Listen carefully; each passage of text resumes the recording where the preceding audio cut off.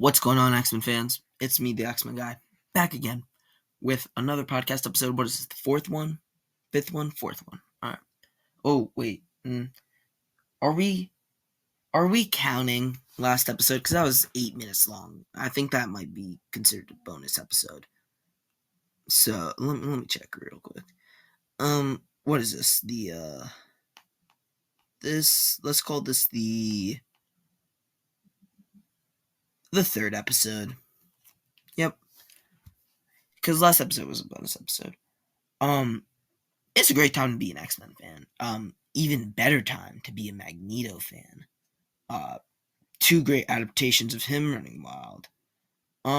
So we're basically going to be talking about X-Men 97. Just watched it like a few minutes ago. So great. We're going to be talking about that. We're going to be talking about Resurrection of Magneto issue 2. And maybe if we have time, Ultimate X-Men. I love Ultimate X-Men.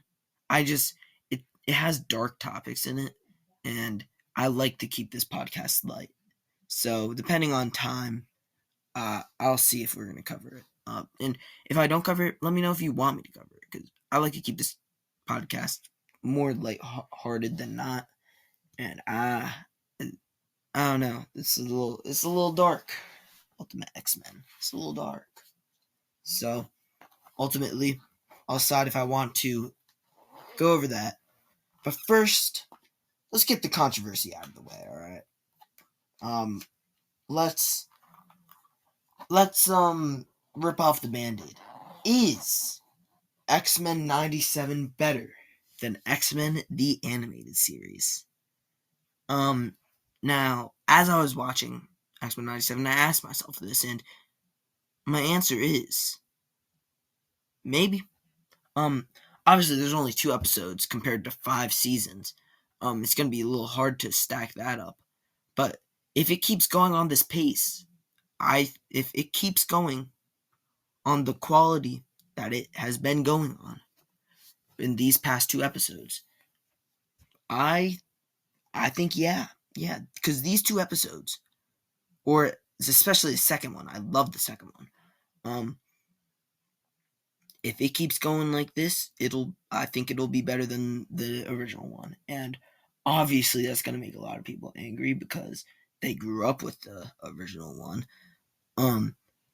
But I just think, in my own opinion, I feel like even though the anime series was really good, very good, I feel like it's like this X-Men 97 feels more like a store. I don't know how to put it. X-Men 97 feels more like an established thing. It feels more like whereas X-Men the anime series, it feels a little like, I don't want to say Saturday morning cartoony, but like Adventure of the Week. Who are we gonna get next? X-Men 97 feels like it's setting up a cohesive story that will, run through a lot of multiple seasons. It just feels like more of a cohesive story. It feels more serious, which I like. And maybe it's just because obviously it's aimed at a more adult audience. It's aimed at the people who grew up with the 90s show.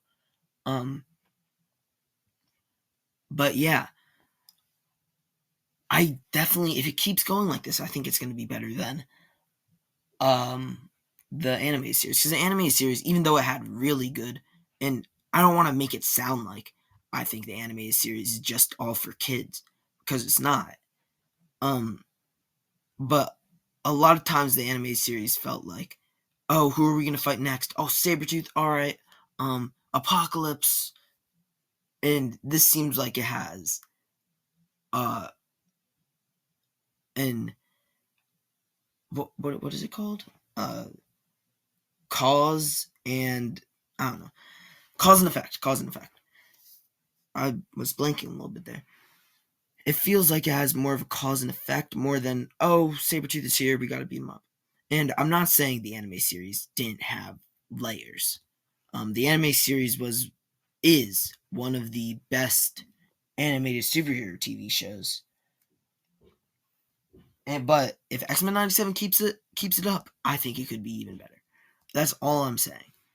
The reasons I think this is because just look at Magneto. Magneto was characterized in the animated series, but just in episode 2 of X-Men 97 alone, I feel like you really do get to see his cause and his views perfectly, and something that the animated series wasn't able to do, of no fault of its own, but just because Fox Kids was afraid to do that. It was like, oh, you're a kids show, you can't talk about the Holocaust, or you can't talk about genocides. But with streaming, I feel like you really are able to do that. And I think X-Men 97 is obviously has, bigger funding, which makes the animation look better. Also, it's 30 years later. And also it's not held back by those cable TV restraints. And also not saying kids shows can't be complex and good, but they couldn't do a lot with the restraints. But yeah, it's basically like the animated series on steroids. So if you like the animated series, this is going to be even better. But as I said, the characterization of Magneto so good in 97. You know what else Magneto is characterized well in? Not Trial of Magneto. Resurrection of Magneto issue 2. This is written by Al Ewing and drawn by, I'm gonna butcher this, Luciana Vecchio, something like that. But I have this at one. I don't want to reveal the list, but because on my main channel, my YouTube channel, the X-Men Guy, Unsubtle plug.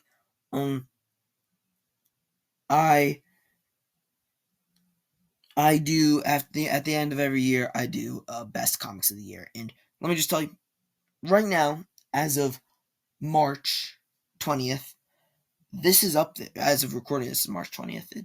It's other than March 20th. It's some other day.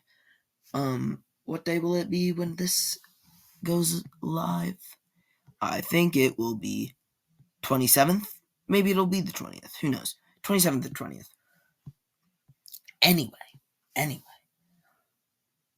As of right now, this is up there. I'm not going to say where, but this is up there. This and Ultimate X-Men. But the characterization for Magneto in this comic is so good. And I wasn't a huge fan of Resurrection of Magneto issue 1. I didn't even make a video of it on this channel or this podcast, whatever you're watching this on or listening to this on, YouTube or Spotify. But yeah, so if you don't know, I'm gonna try not to go too. I'm not gonna. So the last 2 episodes, I've been like kind of breaking down the story and then saying my thoughts on it. I kind of want to stray away from that because I realize it's kind of like just reading you the story, and you're not really. It doesn't really compel you to go out and buy it, and I don't really want to be taking the money from the creators because these are great. So I'm just gonna do a brief rundown. As you know, X-Men Red. I believe maybe it was 7. Let's see. Let's take a gander. X-Men Red 7. I think it was Magneto dies. Yep, it was X-Men Red 7. Magneto dies, and He's been dead ever since then because he requested not to be resurrected. And last issue, Storm basically was like, if we're going to win this war, with the fall of X happening and everything, if we're going to win this war against Orcus, we need Magneto. And she goes into the afterlife and tries to save Magneto. And by the end of that episode, not episode, issue, she finds Magneto, and here we have him in the flesh. And he's not doing too hot. Someone who dies, I don't think you would be doing too hot. And what he's doing here, there's a giant wall, and he's, counting. What he's doing is counting every name inscribed on that wall. And let me tell you, if you don't have this book, go read it and then come back here. But this wall has a lot of names on it. A lot of names on it. And he's counting them all. No doubt he's counting them all. And it's kind of hard for him to count them all because his eyes aren't there and there's blood where his eyes are supposed to be. And they kind of look like tears. And he's very sad. He's counting every single name. And some of them we know, like Douglas Ramsey. And some of them I'm not too familiar with. I'm not sure if we know them or maybe I'm drawing a blank. Michael Columbus, don't remember him, but who knows, maybe he is a person. But what we find out is that all these people, they are people that Magneto has either indirectly killed or actually killed. Oh, okay, Michael Columbus is a real character. My bad. I didn't know who that was. He's an X-Men. So either by I think it says either by inaction or action. If he regretted it, didn't regret it, he's counting them all and he's paying for his sins. So the reason he's doing this and he's in the afterlife, by the way. The reason he's doing this and not some god is because I believe the reason is in the Marvel universe, whatever religion you believe in, that's where you go after you die. So if you're Christian, you'll go to heaven. If you're Norse, if you believe in Thor and Loki, you go to Valhalla. If you're atheist, like Magneto, well, Magneto was Jewish, but then he, renounced God. If you're an atheist like him, it seems as though it's probably different for everybody, but he is tasked with counting his sins himself, and he's not doing too hot. I don't think that would. And then Storm comes in, and he's like, "Leave me alone." And we see a side of him where we haven't seen redemption arcs for Magneto. We've seen it plenty of times, but here we really see him regretting each and every single death that he's done, and it seems like he's gonna add another one to the wall, another name to the wall, and that is Storm. And he throws, using his magnetic powers, he's peeling off names of the wall from the wall and throwing it at her. He's saying a lot of things, and eventually Storm is basically like, "No, we need you. You don't understand. A lot of stuff went down while you were gone in the afterlife."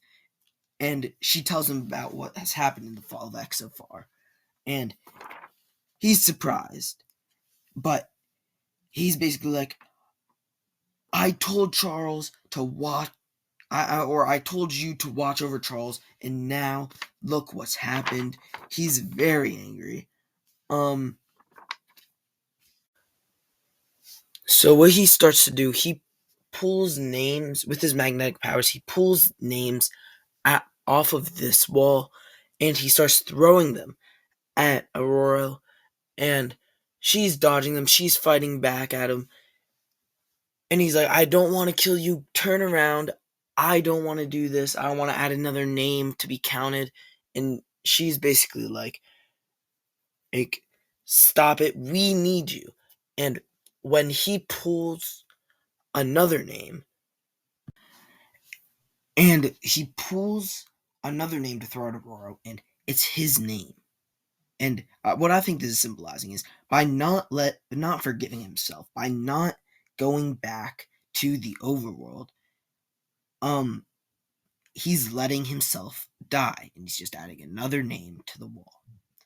And again, he says by action or inaction, those are going to be added to the wall. So if he does not save the mutant people, that's by inaction. It's added to his wall. And then what Storm ends up doing, she's like, open your eyes. And she says, here all is counted. And in what's revealed, all the names that he's been pulling and throwing, underneath them are all the people that he's saved. And even though it's not as many people as he's killed, it's still a lot of people, and it could be so many more. So he pulls out this key that he earned to bring him back from the afterlife. That was revealed earlier. It's not important. All right, all you have to know, he has a key that can bring him back, and he turns the key, and it doesn't bring him out of the afterlife. It just has a really scary, really scary dude with sharp fangs, and the issue ends. And just, I'm excited to see where this book goes, because after the first issue, I wasn't really feeling it, but now I think it's going to be great character development for Magneto. But yeah, another thing I wanted to talk to you guys about regarding X-Men 97 is actually the episode titles that were revealed a few weeks back. I wasn't able to make a video about it in time, but so I decided to throw it in at the end of the podcast here, or towards the end, maybe even the middle. I don't know. I'm just thinking of things that I can throw in this episode because it's really short right now. As of right now, it's only like 17 minutes. But I'm trying to make it longer. But this is something I've been meaning to make a video about, theorizing about X-Men 97 because of the titles. So, and it'll just be 10 times easier now that we've seen the first 2 episodes. So,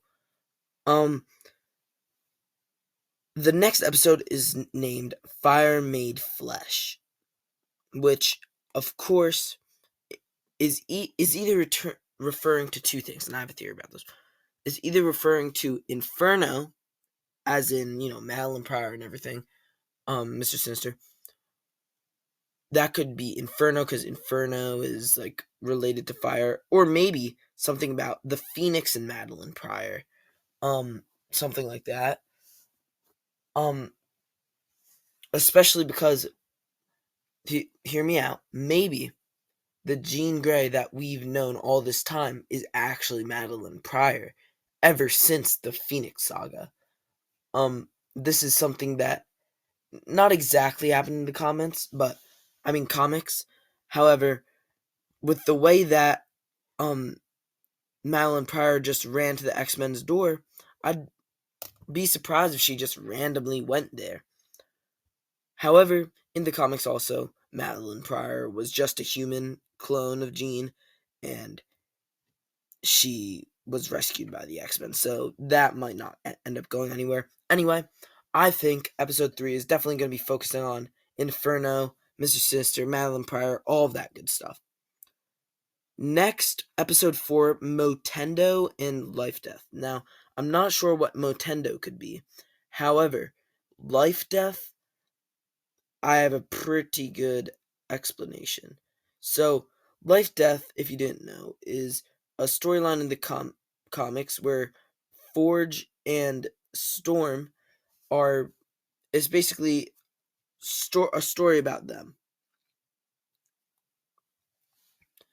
And I think this episode will definitely be about, or at least half be about, because it's Motendo / Life Death Part 1. I think it's definitely going to be about or at least a B plot about Storm trying to get back her powers and Forge helping her out with that. Then we have Remember It as episode 5. I'm not really I don't really have any ideas. Maybe a flashback episode, maybe I don't know. That's kind of a vague title. Then we have Life Death Part 2. Obviously, I think this might be when when Storm returns to the X-Men and her life death saga gets wrapped up.